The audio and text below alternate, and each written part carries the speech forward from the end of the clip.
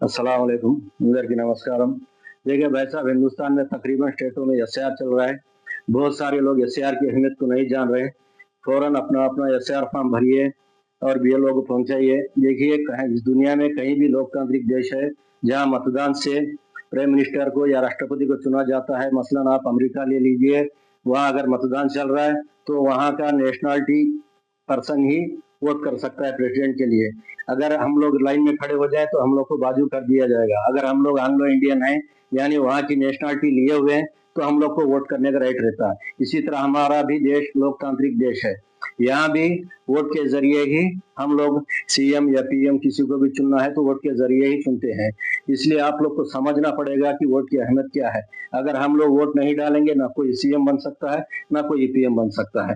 देखिए, सियासतदान ही दुनिया को चलाते हैं, देश को चलाते हैं। और सियासत की पहली सीढ़ी होती है, देखिए यहाँ पे वार्ड मेंबर है।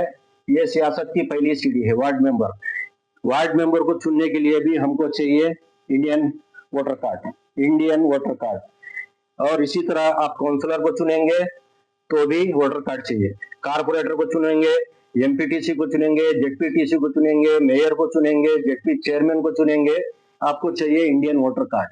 और इसके साथ साथ आप एमएलए को चुनेंगे, एमपी को चुनेंगे तो चाहिए आपको इंडियन वोटर कार्ड। और एमएलए जितने भी जीतेंगे उनमें से एक को ये लोग सिलेक्ट करते हैं और ये सीएम बनते हैं।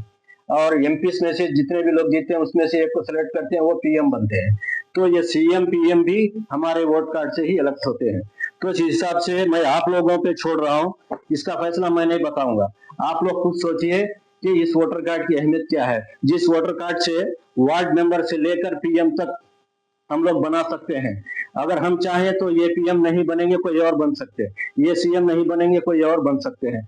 तो इस हिसाब से इस वोटर कार्ड की अहमियत क्या है, आप खुद इसका जवाब दीजिए और आप खुद इसके बारे में सोच लीजिए। और देखिए, आंध्र प्रदेश में कल तक का एसआर का वक्त बाकी है। कल तक जिसने एसआर फॉर्म नहीं भरा है वो भर दीजिए। जिसको मेरी बात ये पूरी तरह से समझ में आई, वो बुलेट ट्रेन के हिसाब से एसआर फॉर्म फिलअप करके बीएलओ तक पहुंच जाएगा। अगर जिसको समझ में नहीं आई बात, वो कछुए की चाल की तरह रेंगता ही रह जाएगा।